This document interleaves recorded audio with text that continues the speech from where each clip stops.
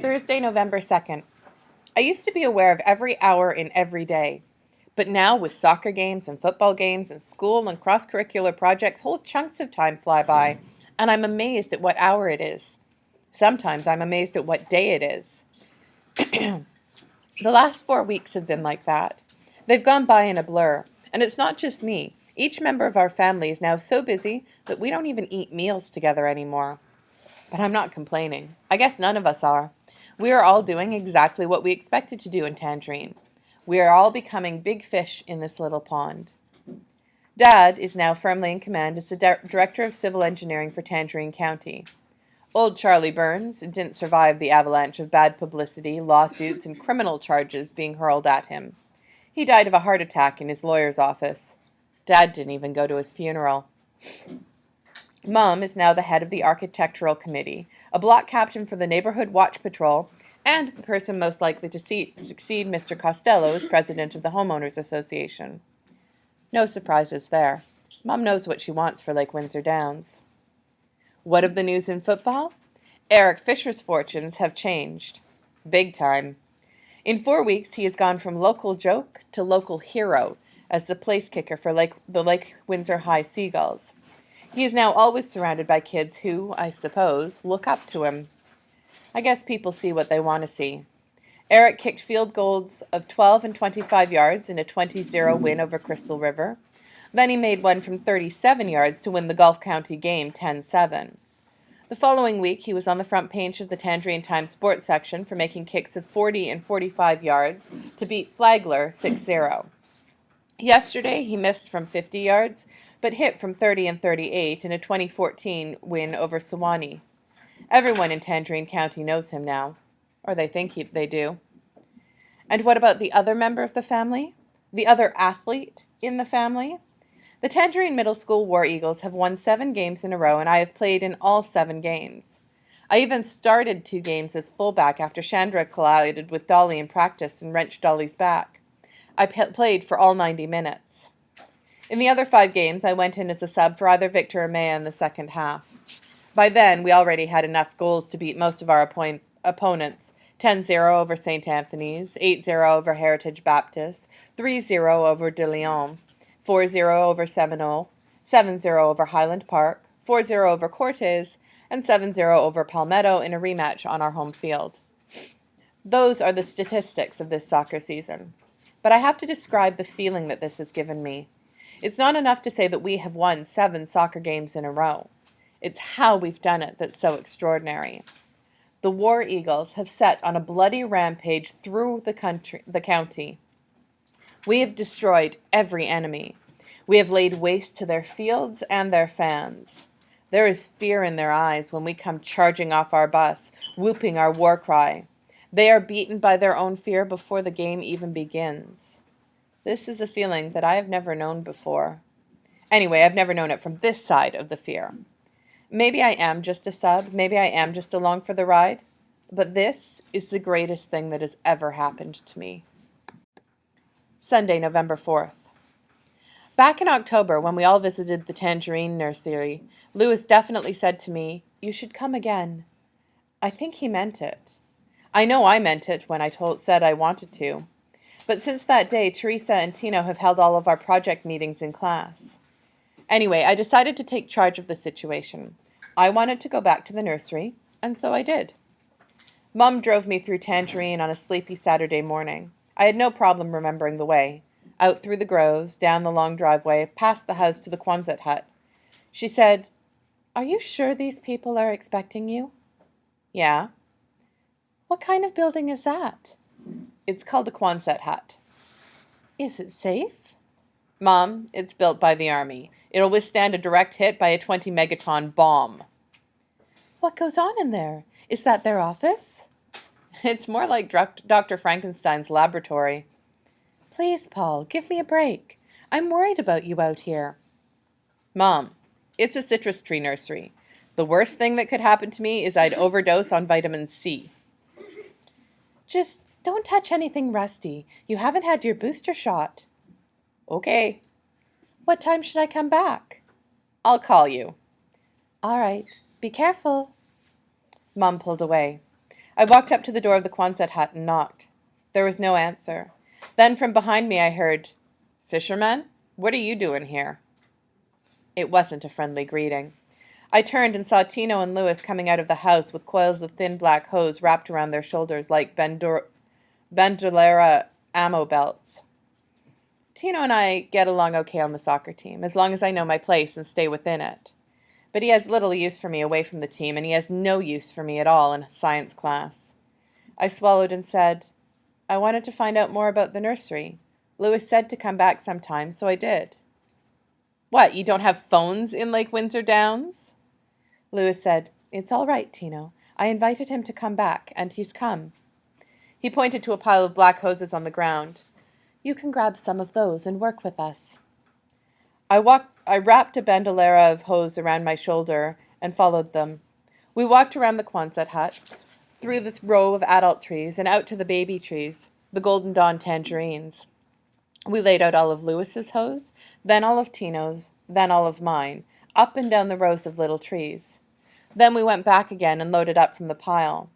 We continued to haul and lay out hose for 3 hours, until every row had a black rubber stripe running down it. We walked back again through the adult grove, but this time Tino sat down on a crate between 2 large trees. Louis pointed to 2 more crates, which I hauled between the trees for us to sit on. He reached up, pulled off a tangerine, and tossed it to Tino. Then he tossed one to me. We all sucked them down hungrily, and Louis pulled down 3 more. I hadn't said a word for hours, until Louis asked me, "So, how do you like the tangerine business?" "I like it a lot." Tino snorted. "Is that right? What do you like about it?" I knew the answer to that right away. "The way it smells. I love how it smells out here." I held out my tangerine. "I guess I like how these taste, too." Louis smiled. I asked him, "What's the best thing about it for you?" Louis stood up to get us 3 more. When he sat down, he answered, "Just like you said, the way it smells out here.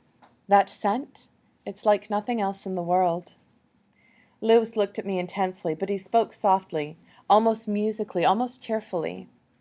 "You know, I walk out here in the morning sometimes, and I fall to my knees and I weep right into the ground. I'm overcome by the beauty of it all. I've tried to describe that scent, all around in the air. I've tried to give it a name. But the closest I can come is the scent of a golden dawn." Louis looked away. Tino was staring at him with reverence, with no trace of the hard guy face he usually carries around.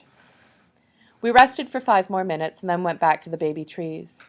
Louis gave each of us a small, sharp hand clipper, which he called a tangerine clipper. We proceeded to crawl up and down the rows, slicing a hole in the black hose next to each tree. It was back-breaking, knee-scraping, glasses-fogging work. I could feel the sun doing damage to the back of my neck and to the backs of my legs. We didn't break again until we had sliced 1,000 holes in 1,000 spots. Then we sprawled out again in between the trees with our tangerines. Louis and Tino were hot and tired, but I was more like in critical condition. Louis said, "I think that's all for you today. Tino added, "Yeah, fisherman, you don't look too good. You look like a lobster special." Louis pointed at the Quonset hut. "Take him inside, Tino. Get him some of that first aid spray." Tino actually took my arm, helped me up, and guided me into the hut. He found a purple aerosol can, shook it, and said, "Close your eyes." He sprayed a cold white foam on the back of my neck, my arms, and my knees. I sat carefully on the top of the desk and said, "Thanks. Can I use this telephone?" "Yeah, go ahead." Mom answered the phone after 1 ring. I said, "Mom, I'm ready to be picked up." "Are you all right, Paul?" "Yeah." "You sound hurt." "No." "I'll be there in 15 minutes. I hung up and said to Tino, "So where's Teresa today?" "She's out with our daddy. She's helping him fill out some paperwork at the county building." "Oh, yeah?" "Yeah, she's getting more into that now. She's learning how to run the family business." Tino paused. "You know, I was thinking, Teresa's real busy with that stuff, so maybe you should do the final report for the science group. You know, on a computer." He nodded like he was agreeing with himself. "Teresa thinks so, too. In fact, it's her idea." Sure, I can do that. I waited for Tino to look at me. We could have a project meeting at my house if you'd like. I can show you the types of graphics that we have on my dad's computer. You know, pie charts and stuff. We could design the whole thing. Yeah, well, let me talk to Teresa about that. I slid off the desk and started to walk awkwardly toward the front door. It felt like my skin was too tight for my body. Tino laughed. That's hard work, huh? Yeah, I don't know how people can work out in the sun all day. I wouldn't make it as a fruit picker. I'd be dead. Tino nodded. Yeah, well, you do what you gotta do. I never did that because I never had to. He started to follow me down the length of the hut. My daddy had to. Louis did it too, but he did it because he wanted to. He used to beg to go on trips with Daddy and Tio Carlos. He picked oranges down in Orlando. He picked tangerines over on Merritt Island. That's how his knee got messed up. I opened up the front door enough to look out for Mum. Tina went on, You don't pick tangerines, you clip them with one of those clippers. Louis was doing that when he fell out of a tree. He was 12 years old back then. He landed on his kneecap, cracked it, and stabbed himself in the hand with the clippers. Daddy picked him up and drove him to the hospital.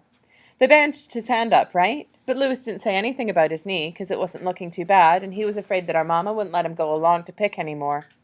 The next morning, his knee looked like a soccer ball. He'd messed up his cartilage so bad that they had to operate. They had to put a pin in there, too.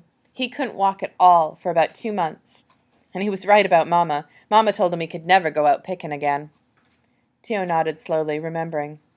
Anyway, after Mama died, Louis couldn't go anywhere. He had to stay at home with Teresa and me. Tino pushed past me through the door. I followed him outside.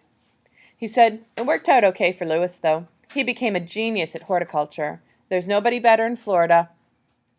I waited to see if that was all he had to say. It wasn't.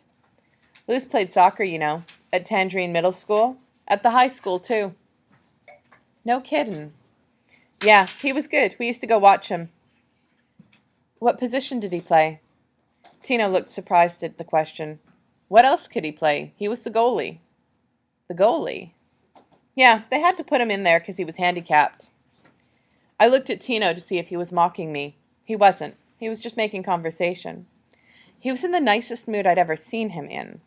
I figured it was my chance to clear my conscience once and for all. I said, Hey, do you remember when you guys got busted at the carnival? Yeah? What about it? Well, I'm the one who ratted you out. They accused some of the Lake Windsor soccer players of wrecking that exhibit. The Axeman? I'm the one who told them it was Tangerine soccer players. Tino nodded slowly. Then he said, Turn around. What? Turn around. Look over there. I turned around and looked out toward the house. Suddenly I felt a swift kick in my backside. It made me hop forward about a foot. I turned back and looked at Tino. He had a sly smile on his face. He said, If any of your Lake Windsor homeboys ever asked you what happened when I found out, you can tell them about that. Mum's car appeared around the corner. She drove through the shade of the house, into the sunlight, and up to where we were standing. She waved to Tino as I climbed in. Tino returned her wave and then walked around the Quonset hut to go back to work.